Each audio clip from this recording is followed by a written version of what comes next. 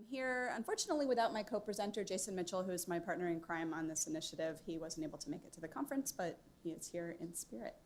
So over the next 20 minutes or so, I'm going to share information about the development and implementation of a 2-hour interactive ebook boot camp that we developed in-house that was designed to increase our librarians' knowledge and confidence in making ebook selection decisions using GOBI, as well as providing support for our students and faculty on the user end.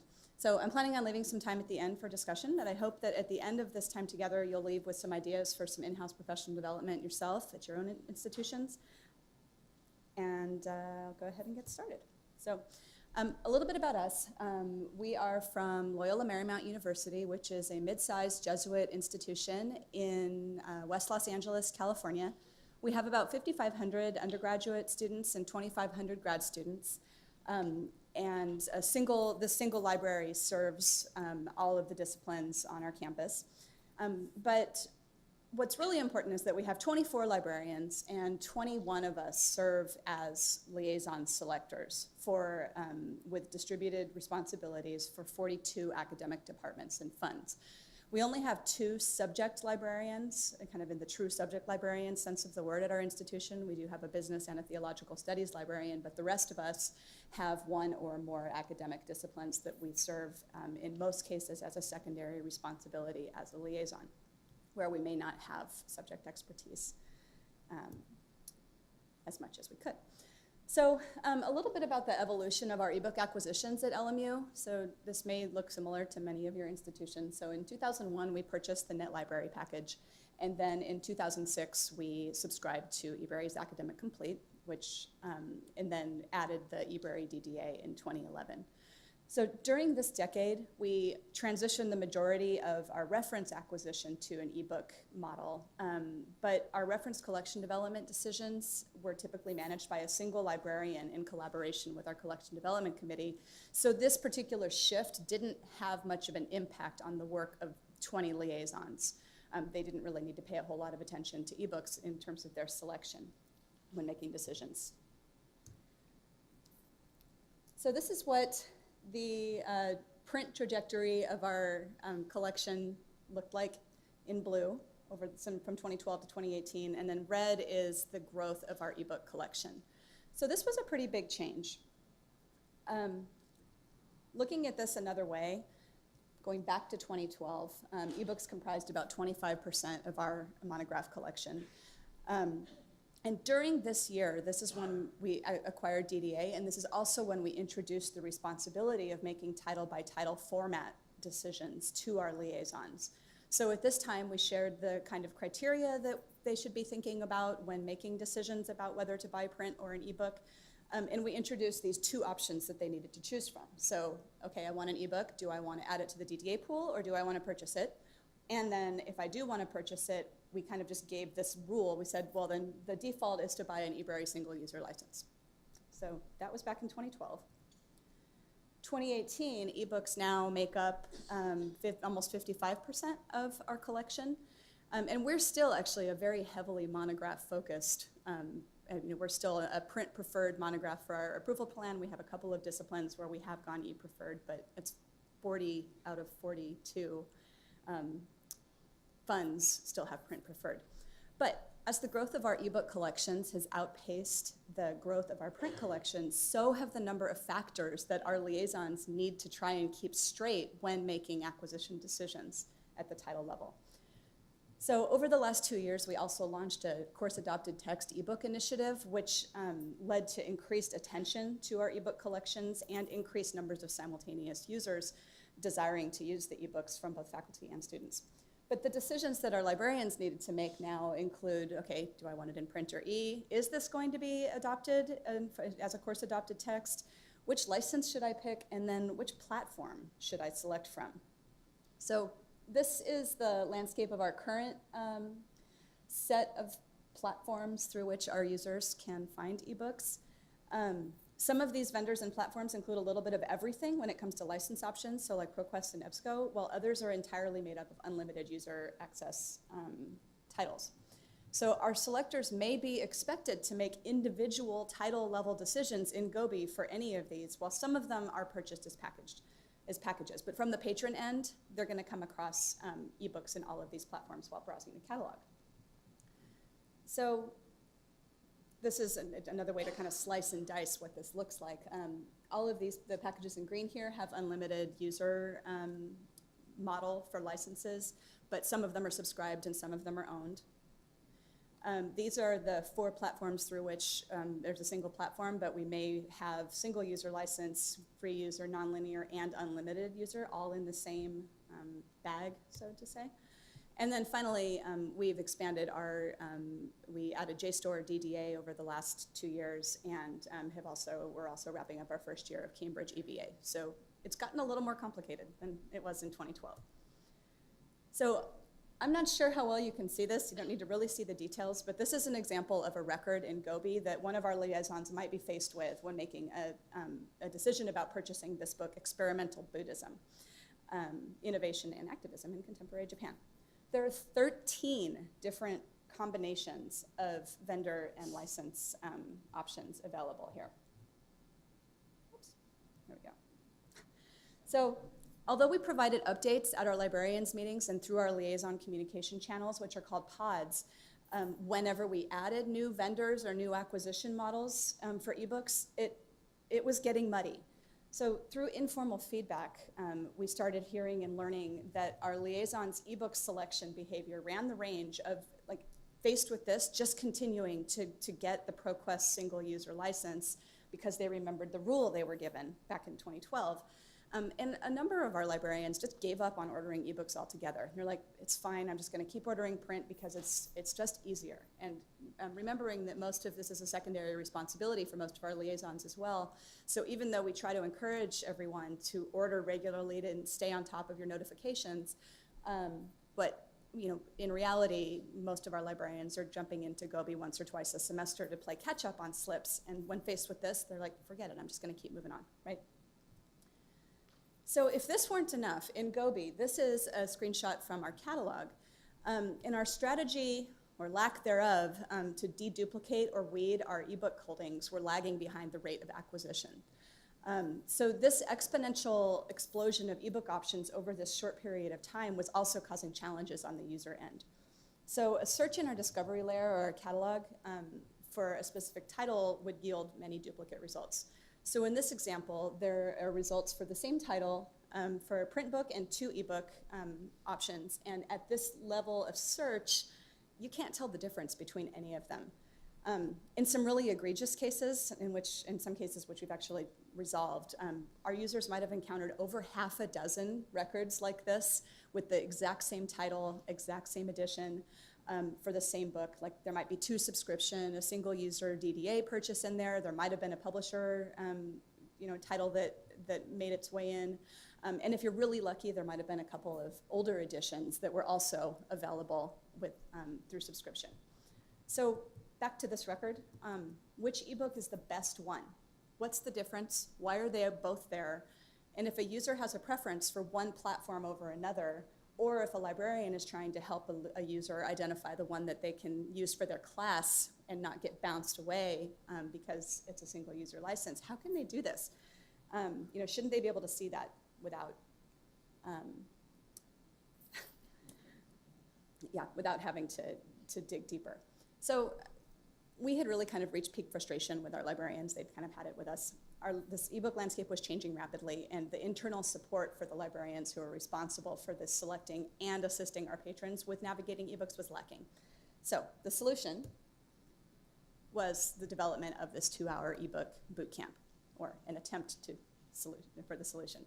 So Jason and I designed a 2-hour workshop on a Friday afternoon. We had food, we had like kind of a raffle with a game and prizes, and an invitation to this optional workshop was sent to all 24 of our librarians and a couple of our key public services staff. And we had about 15 attendees the day of the workshop. So I'm gonna spend the next few minutes going over the content for the workshop, and if anyone is interested in the specific materials that we developed, I have a link at the end of the presentation where you can download those and adapt them and use them. But the examples and the exercises that we developed were really specific to our institution and to our collection development policies and to our systems, so I'm not going to go too deep into it. But here's sort of the Cliff Notes version. So part one was was the part that I took on, and it was dedicated to the acquisition of ebooks. So we started with a game where we asked all our users, we asked everybody in the room, take a guess for how many ebooks our patrons can find in the catalog right now. And we had them write down a number, and we used Price is Right rules, so whoever was closest without going over got a library mug. So at that time, it was 677,765, and I think somebody got within like 5,000. So we started off with that. And then we went into a reminder of the candidates that might make good candidates for ebooks. Why would somebody want to choose a print book or an ebook over a print book? And this is the criteria that we've identified in our institution. Topicality, heavy use. We often use ebooks to supplement our print collection, because if something is very heavily used in print and we have multiple copies, having like a third backup copy as an ebook is a fantastic idea.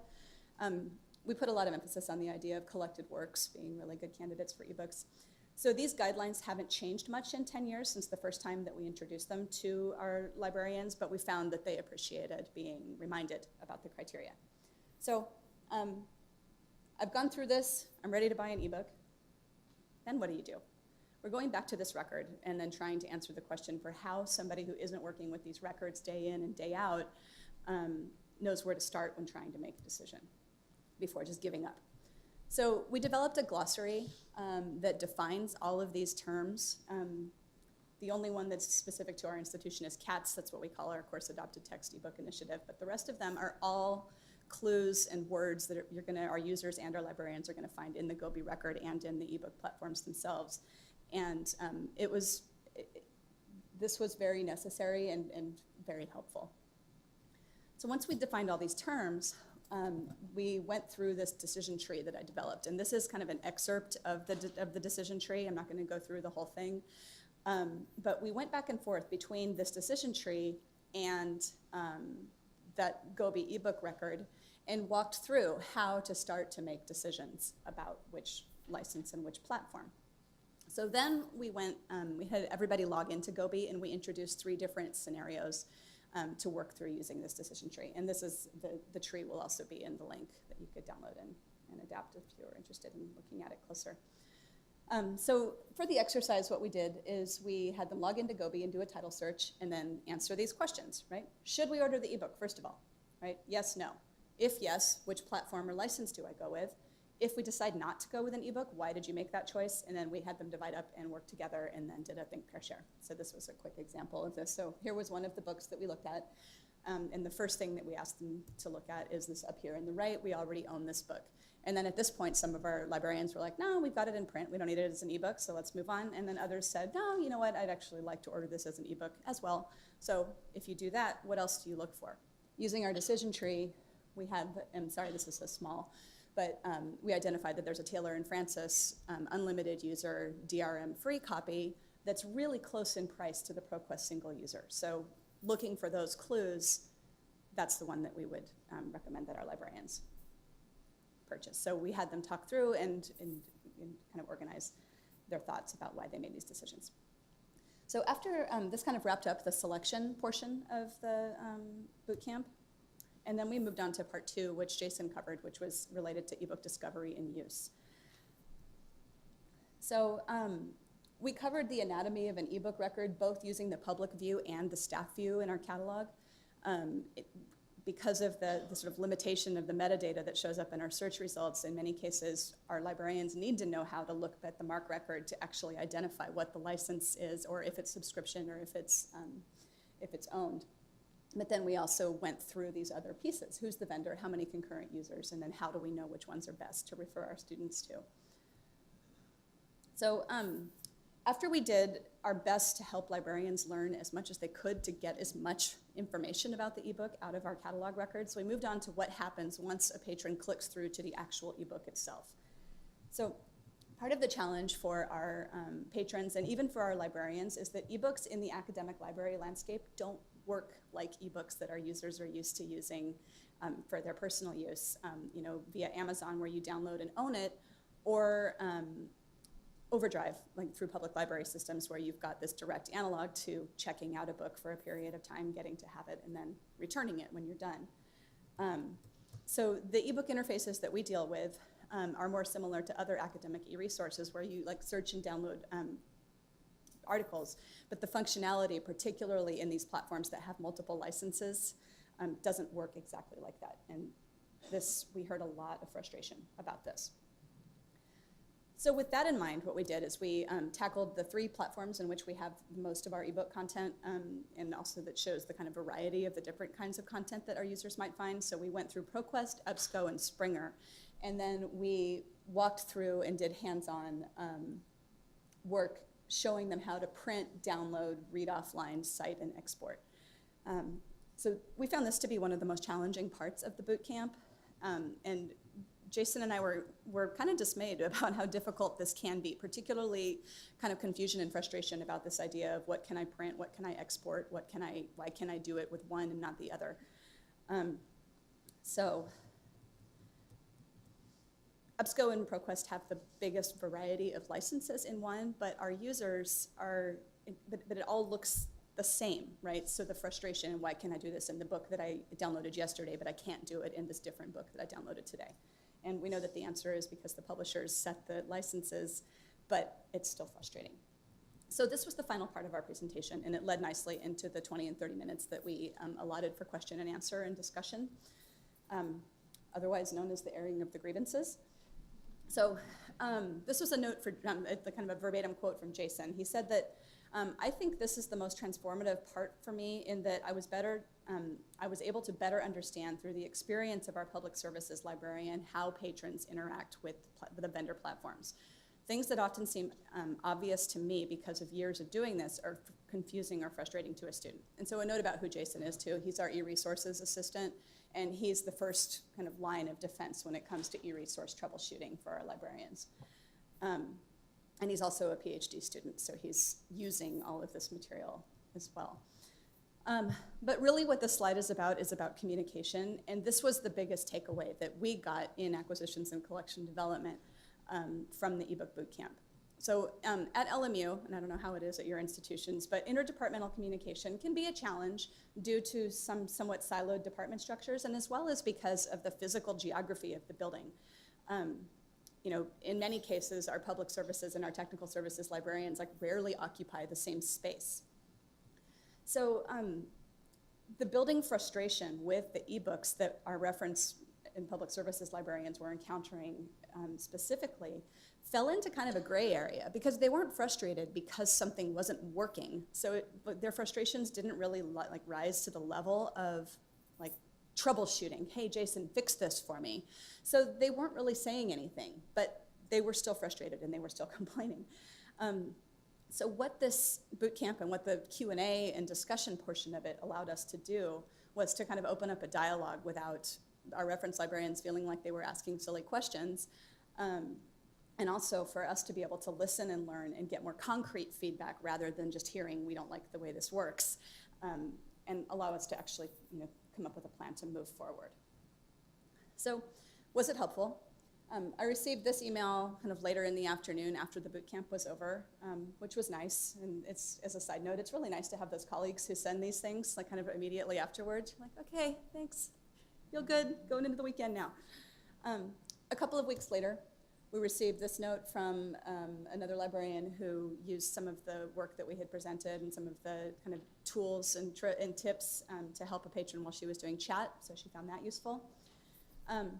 But I was also interested in kind of figuring out what the value of this was 6 months later. We all go to trainings and then you just fall back into your old habits and you forget what you're doing. So what was the lasting value to our attendees? So I developed a short survey with the intent of trying to measure our librarians and the attendees' perceptions of the value of the information that they learned at the boot camp, their retention and, if applicable, continued application of the stuff they learned at the boot camp, and then also to assess their any further information or training needs that they were interested in. So we asked them to rate their satisfaction level with various aspects of the workshop, including the length of it, the content related to ordering, the content related to user experience and troubleshooting.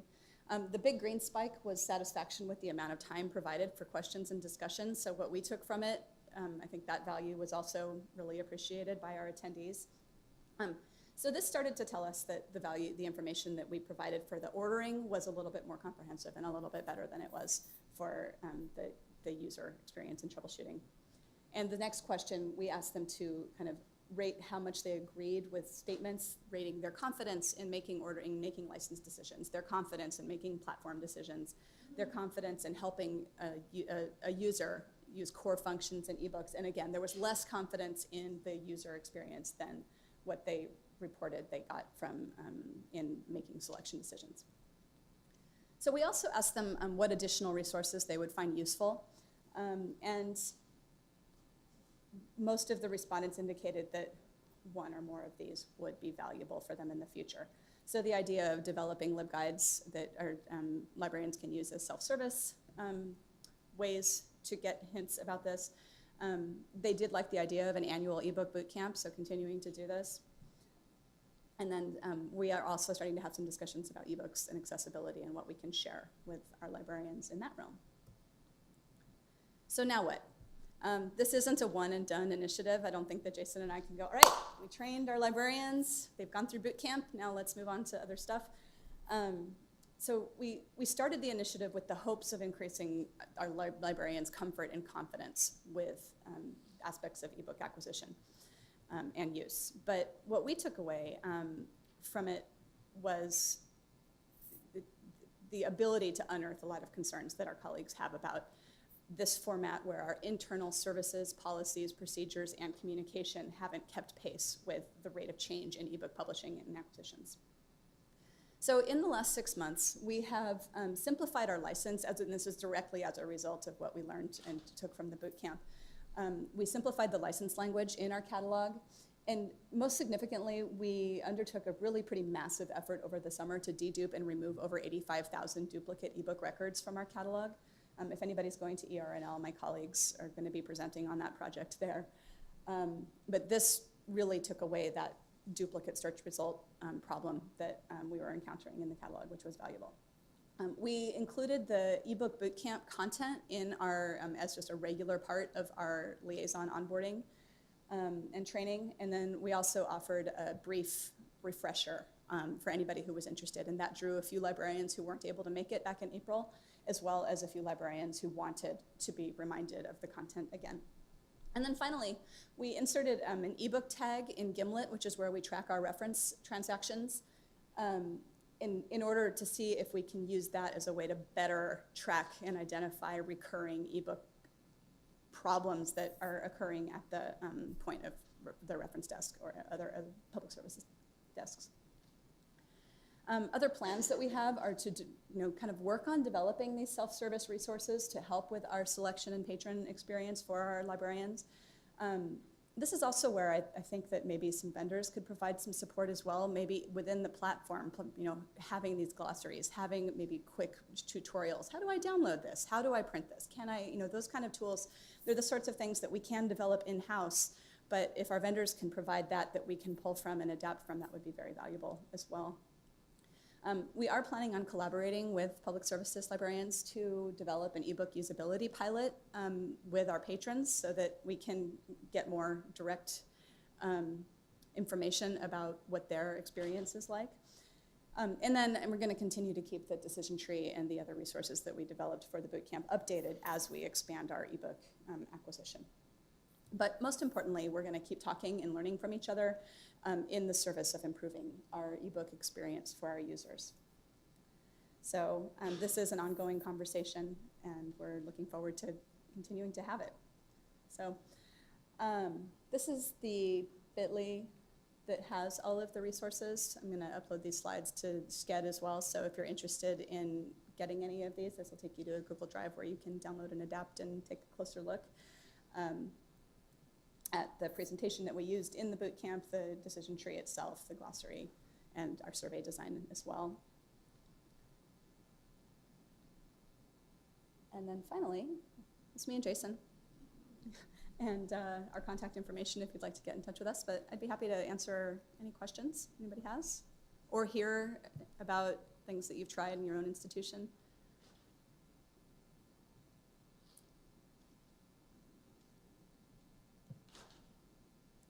Okay. Oh, yeah. Yes, absolutely. Yeah. Okay, I'll repeat it. What is your organizational structure like in terms of reporting lines for the 21? For the librarians? For the 21 liaisons. So I'm the collection development librarian in our liaison and the kind of the lead for our liaison program. So I oversee the liaison program and run we have a series of meetings every other month that are kind of in loose disciplinary groups that we call pods. And so that's where we typically do and have conversations about the new acquisition models.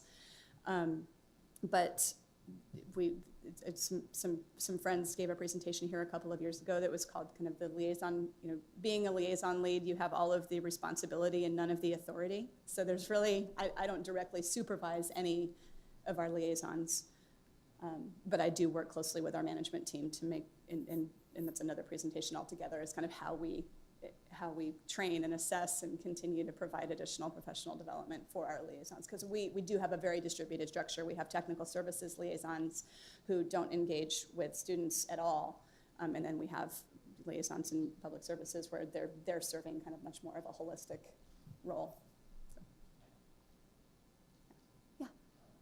Have you had an opportunity to discuss these sorts of things with faculty outside of the library? The ebooks?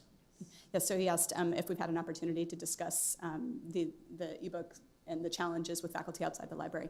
And yes, we have, and it's really been through the Course Adopted Text ebook initiative that's provided the platform to start conversations about ebooks. And one of the things that we're also talking about developing is the idea of maybe a brief 5-minute, either in-person kind of drop-in that a librarian could host at the beginning of a semester where faculty have adopted ebooks for their students to come in and give them this orientation and this introduction to, like, hey, so you have 3 ebooks that you're being asked to use this semester. Here are some hints to help you navigate this successfully. One thing that we did learn from one faculty member, which was really illustrative, is that she was frustrated with using ebooks because students come to her with questions about how to use them. And she's not paying, when she was sharing this with me, we were like, well, share these questions with us. Let us come help you help them. But she just kind of felt like she needed to do that all herself, and she felt like it was becoming burdensome. So I think that these tools for faculty would probably be very much appreciated as well. Yeah. Yeah.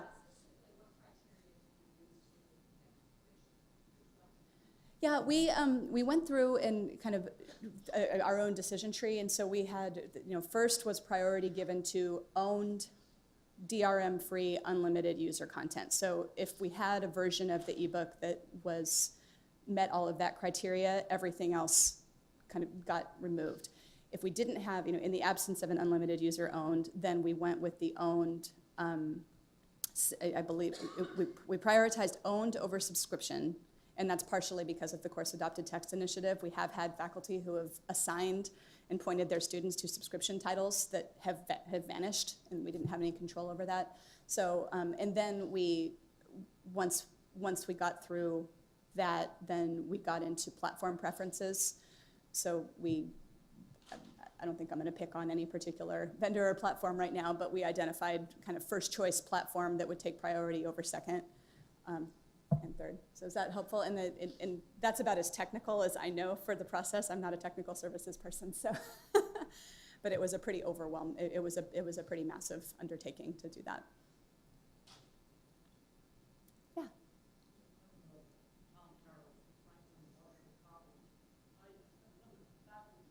Mm-hmm.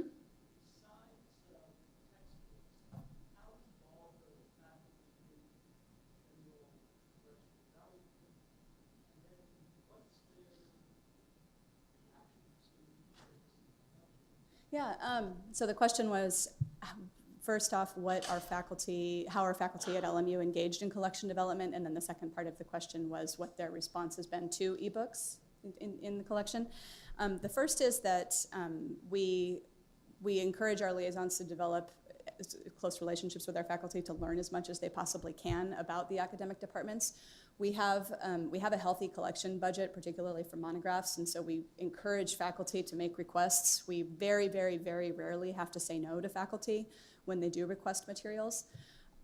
So we have a pretty inclusive, but not consultative. Does that make sense?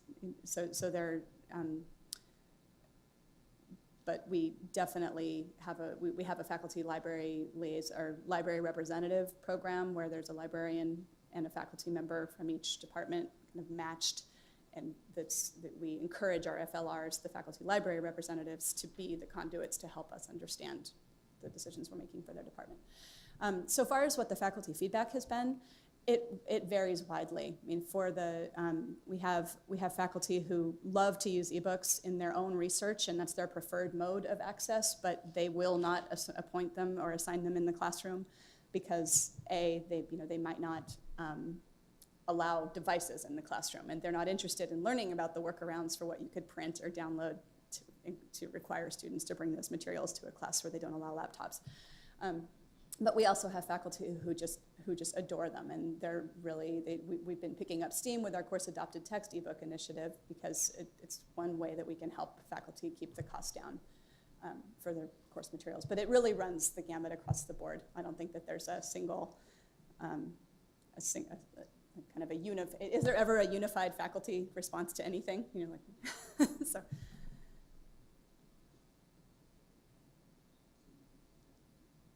Any other questions?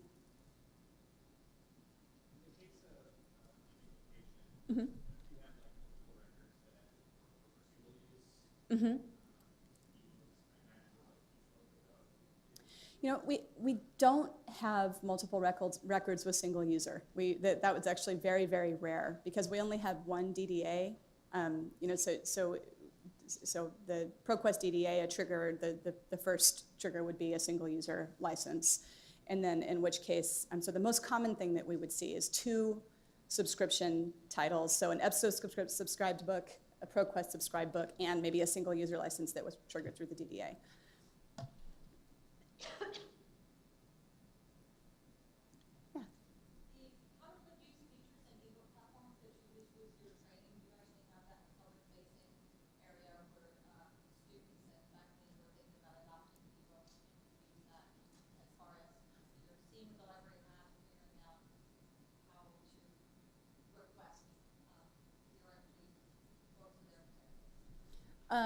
So the way that for our course adopted text initiative, we don't have it embedded. I know there are some libraries that have a kind of, it's almost like the e-course reserves, right? Where they have a spot on their website where these books can be collected and browsed and used. We don't have that, but the way that we have been, we've been cross-referencing the course adopted list from the bookstore with both our existing ebook holdings and with and then searching titles in GOBI as well to see if we can purchase a DRM free. So we're actually doing that work for them, and then if we find a match, we're notifying them. It's been a pretty labor-intensive process. But the work that we've been doing has actually yielded more faculty who are starting to come directly to us to ask about titles instead of waiting to go through the bookstore and be notified. So what we've kind of found is for the last 2 years, we're hovering around 15% of the course adopted texts, which isn't, it's not nothing, but it's not very high either because we're limited to what we can purchase through the publishers, right? But we did have in our catalog record, we actually have a field that we added that says course adopted text use, and it says okay if it's an unlimited user license. It says, I can't remember what the second one was. We actually, we did a pilot where we had like a red light, yellow light, green light in there, but we realized that we had red lights on all these one user, on all these one user records, and patrons were finding that and going, well, what's wrong with this book? Why shouldn't I use this? And we're like, no, it's not that you shouldn't use it. So it was like they were almost too effective because they were the only colorful things in the catalog. So we took that out, and then we have this key that says, okay, or we recommend checking with your liaison first. And in those cases, that's where if they come across a 3-user title, we wouldn't necessarily not recommend that they adopt that, but if they have 25 students who they're going to be requiring to access it day in and day out, that's where we wouldn't. But if it's a small graduate course with 6 students, maybe saying adopt this 3-user license would work. So it's either go for it or check with a librarian so we can talk you through what some of the challenges are or might be.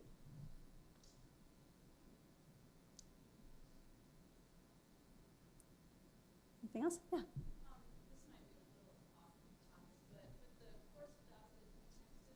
Uh-huh. Is there any role for the library to say, okay, this one isn't available, but this one is really close, really good, and it has, year and all that?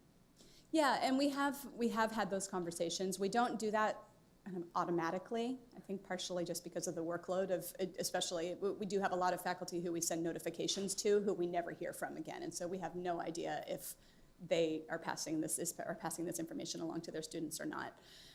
But the faculty who have engaged in a dialogue with us, we're starting to develop a cohort of folks who are interested in, and this is, we're kind of towing the waters of starting to provide more resources and other open educational resources, because the CATS program isn't really open, it's still through the library. But those questions and those services, and we're working on onboarding our liaisons into becoming more familiar with looking for other resources as well. It's a good question.